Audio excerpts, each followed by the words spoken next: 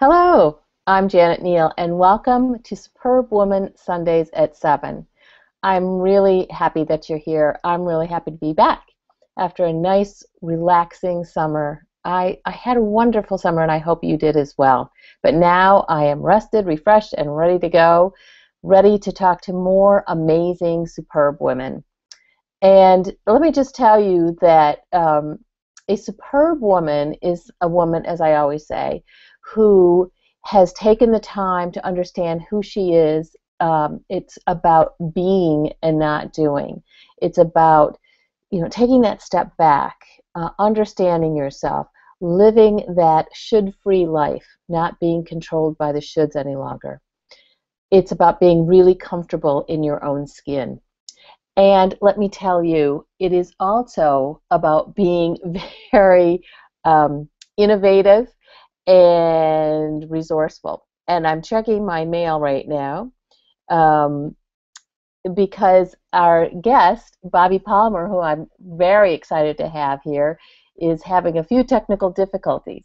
So hopefully that we'll get to her very shortly. And also, if you notice, I'm wearing these headphones, speaking about being innovative, because right before I left on vacation, my dog happened to be running by the table and knocked my laptop on the ground, which then proceeded to crash my hard drive. So I am now using my daughter, thank you, Emily, for leaving your laptop behind. I'm using her computer as she's off to school, and I can't quite figure it out. So hence the earphones today. So we will get through this. I will bring you a great show, so bear with us here. I'm just sending Bobbi off a note so she can join us in 1 second, and we'll get to it. Some of you may have seen Bobbi. She was on the Today Show recently, which is very exciting, and I want to hear more about that from her.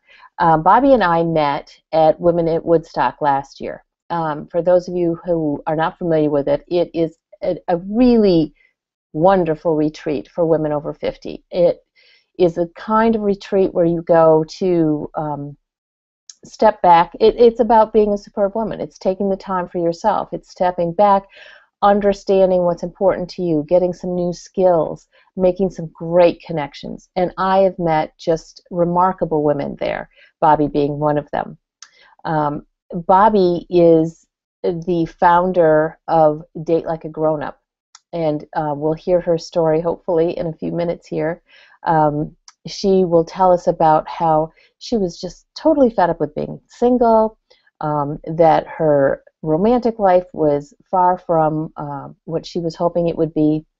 And so she went about and developed this new methodology, if you will, a way to be able to be successful and to date like a grown-up, and became a bride for the first time at age 47. So she's got some great tools, some great tips that she can bring to you today. So she lives in Southern California, and I see we've got technology working again here. Oh my goodness. Can you hear me okay? So without any further ado, I am so happy to have Bobbi Palmer as my guest today. So Bobbi, take a breath. I'm good. Good. Oh, I'm so glad that you're here. We can both do a collective breath. I was just telling the viewers about my technology woes as well. So, we are very resourceful women. Yes, and, exactly. And we will get through this, but I'm so glad to have you here today. I love it. You know I love you, so thank you for inviting me. Thanks. So, Bobbi, let's just get right into it. I just gave a little intro about you and how you started this company, but here you are, a woman who had another life, and then you end up on the Today Show eventually. So what is your story? How did you get from where you were to where you are today? Well, I was in corporate. I was consulting, but I was in the corporate world for so long. And after 30 years of fighting through that, I quit one day. I was in a job I didn't like. I literally quit. The next day, I met my husband. And when I married him, it just really changed my life. I mean, I met him, we married within 6 months of meeting each other. I was 47. And after that, people just kept asking me my story. You know, when I said, oh, I got married for the first time at 47, women were always, you know, women I met would say, how'd you do it? You know, oh, you give me such hope. And little by little, I started helping them do it. So my corporate background was in adult education and adult learning, and it was just turned out this was the next thing I had to teach. And, wow. And it was kind of like, you really built on what the skills you already had. Absolutely. It seems really new. It's, you know, as you're building your business, it seems really new, but there's so much life experience that set me up to do exactly what I'm doing now, and it's right where I'm supposed to be. Great. So tell us a little bit more about your business, of what is Date Like a Grown-Up? What is it? Well, Date Like a Grown-Up is my mission is to help 1 million women learn how to find grown-up love. So I work with women who are over 40 and single and don't want to be. And I coach them. I do one-on-one coaching. I do group courses, you know, virtual courses. I do live workshops. I mean, I'm trying to just reach women however I can. Technology is wonderful when it works, right?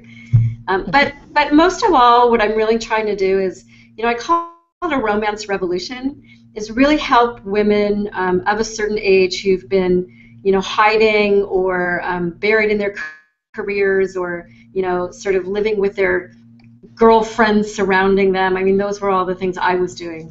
I want to help them really realize that they really can have this wonderful aspect of life that they may be missing, because now that I have it, it's the happiest I've ever been in my life. That's fabulous. That's fabulous. So the skills that you use, you got them before, but how have you been able to enhance them as you go along? You know, there's kind of a balance between coaching and teaching, right? I mean, I think there's a lot of overlap, but what I've had to learn in the past, a lot of my skills as an independent contractor, I had really good sort of part of my work was trying to really help people understand what they needed so I could give them their solution, right? Their learning solution. So it's not too different, but what I've had to learn more and more is, well, to listen better.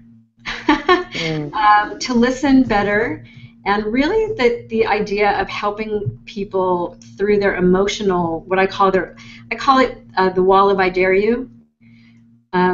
You know, in this world, you know, those of us who are single in our 40s, 50s, 60s, we can create a lot of walls. And a skill that I've had to really learn is how to help women in the most compassionate, but really, I call myself a compassionate truth teller. So I had to learn how to be really compassionate, but also very direct and very honest, and that's what really does help women get to where they want to go. So in your own journey, in finding your husband, you said you quit your job and then you found your husband. So I don't think those two were necessarily related.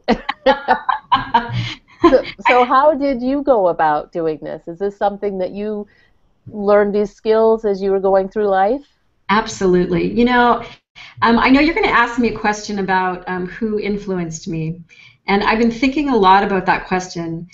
I almost don't have an answer to that, because I was one of those women who thought I knew everything, and I was very resistant to other people telling me what I should be doing. That's what it always sounded to me like, you should be, right?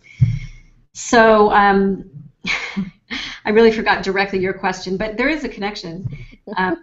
So yeah, I mean, that's what I had to learn. I had to learn that I didn't know everything and I needed help. So when I was like in my mid-40s, and I was thinking, you know, damn, I really want love. I mean, I'm ready for this part of my life.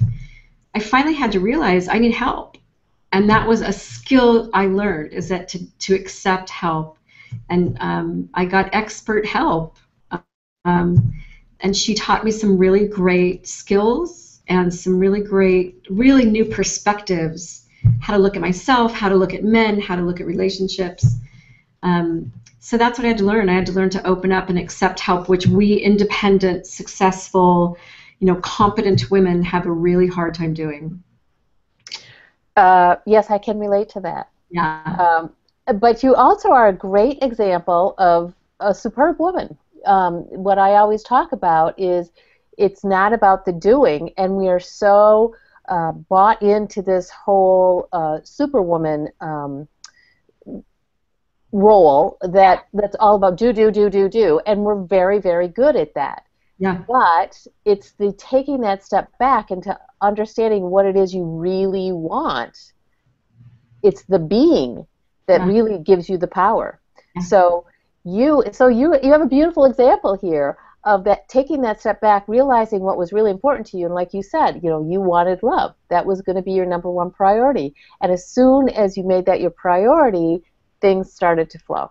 It really did. And it's really, and that's really the basis of my work with women, helping them understand that your happiness, it seems counterintuitive, but your happiness and your ability to give that to other people really is based on you figuring out what makes you happy.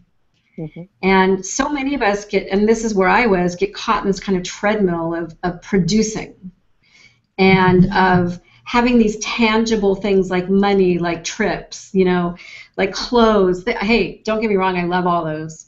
But it's about being productive.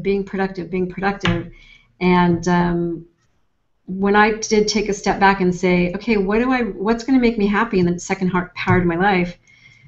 It was a big shift. Like, who thinks about what makes you happy? That's why I love the work you do. It's like I'm really helping women understand how important it is to get in touch with what they need, and being not just okay with letting yourself do that, but really embracing it. Because if we get what we need, we give so much back. Yeah, that's absolutely true. And I like to say that's your power. That's when you step into that, what you really understand, what you need, what your gifts are, what your strengths are. That's powerful. Absolutely. And when it comes to women who are looking for really meaningful, deep, loving relationships with men, I stress this. In fact, I'm working on a boot camp right now where this is like the crux of what I'm teaching is, if you want a good man in your life, if you want a man who's going to make you happy and have your back and really share your life as a partner, the first thing you need to do is you need to look inside and you need to figure out, what do you need to be happy? And you need to know how to express that and ask for it unapologetically, and you will find the reaction from men is extraordinary. Just like women come to your aid, right? Women come to your aid and embrace you and help you. Men do the same thing if you just let them. And it's a gift that you give people that you care about. Yeah. It's not something you're making people do for you. It's a gift that you give people that you care about. You let them help you. I like that. And I remember last year hearing you talk about that, about allowing a man to assist you, even though you can probably do things yourself, but to allow them to help you. I know that was a revelation for me. I know, I talked about that at Women at Woodstock, and I remember like looking around, and remember there were women there that had been married 20, 30 years that just kind of went, I never do that. Like, I never let him do anything for me. Yep. So I think that's a really, when you talk about, being the superb woman, it's the idea of I learned this from my teachers when, before I met Larry. One of the most amazing things she said to me is, if you had a friend that never needed you, what kind of friend would they be to you? If she never needed you to give her advice, if she never needed to cry on your shoulder, if she never needed you to, take her to the airport, like, how would you feel about her? And I thought, that's not like really a friend. It's like an acquaintance. Well, if you're like that and you never accept help, then you're an acquaintance to people. You're not making deep connections. So I learned that. I finally learned that the hard way, that I needed people, and it was wonderful to have help, and it was extraordinary to let them help me. And it's especially true. It's true with everyone, but with women, and that comes from like the work you do. Just really basing it on, it's really necessary, not just okay, but necessary to take care of yourself. Mm-hmm. Absolutely. Absolutely. And I just want to take a minute to say to our viewers out there that if you do have any questions, feel free to put them in the chat on your screen there, and we'll be glad to ask Bobbi the question. So I want to get back to something that you said previously that relates to a should, because as I said, a Superbwoman is all about striving to live a should-free life. And you mentioned that you had to learn to ask for help because you felt that you should be able to do it all. Right. So that certainly sounds to me like a should that you released. That's a huge should, and it's delightful. It's a wonderful way to live. I tell you, I had a really sort of moment. When I was 35 years old, I was diagnosed with multiple sclerosis. Oh. And my symptoms that I had put me in bed, flat in bed, for like 2 weeks. I couldn't walk. At the time, I was, managing multi-million-dollar projects. I had, 25 people working for me. I was traveling, the world, doing training, blah, blah, and I was helpless. And that was one of the biggest gifts I've ever had in my life. The idea that I was forced to ask for help, and I finally got to experience what it felt like to receive it. And that's the homework I give anyone listening here, is starting today, I want you to start asking every day 2 people for help. Just see what it feels like, because I was forced to do it, and that's not the best way to learn the lesson, but that's how I really learned. That should, that should is, you should do everything for yourself, but when you can't walk, you can't. So, I was forced. So hopefully other women won't have to be forced like that. Yeah. Yeah, I always say that the body doesn't lie, and the body gets your attention when you don't pay attention. Yeah. So, unfortunately, you had to learn that the hard way. It was a gift. And there's other women that, there's other ways that happens as well, through cancer and addictions and things like that. And wouldn't that be wonderful if we didn't have to? I like to say how the universe will whisper in your ear. And for me, it took the whisper and then tap on the shoulder, and then it really was the 2x4 that before I would get the attention. Oh yeah, right. So that's really great advice, to be able to ask for help. Not an easy thing for a lot of us, and I think that that's very wise advice, to be able to do that. So where do you see yourself headed in this next phase? I mean, now that you're a internationally known star here. I am. The million woman mark is really something that I'm going for. I work with women all over the world, and frankly, it's been to have, and everyone knows that to have your own business is hard, and it's constant effort and work. And by the way, I've had to learn with my marriage, that balance is tough, because you get so ambitious. But where I want to go is really to just reach more women. And so I'm working every day on how to, whether it's through, like I said, through using technology like this. I do a live webcast every month. I do a free live webcast. Called Grownup Girls Night Out. There's thousands and thousands of women that participate and see that. So however I can just get women around the world to realize that hiding in whatever you're hiding in, or deciding, for some women it is okay not to have a partner, but for most it's not. It's our nature, and you don't have to do it alone. And I'm out there telling them how to just make some shifts. They're really close. They're really close. There's just something Mm. we don't know yet. Mhm. And I need to, like you were talking about, I need to like smack them upside the head a little bit, tell them, what you believe is like your 18-year-old, and Date Like a Grown-Up is Mm. all about balancing head and heart, being kind to yourself and kind to men, and taking responsibility for your actions and outcomes. Mm. And when you do that, you meet great men, and you can have a, Mm. full life.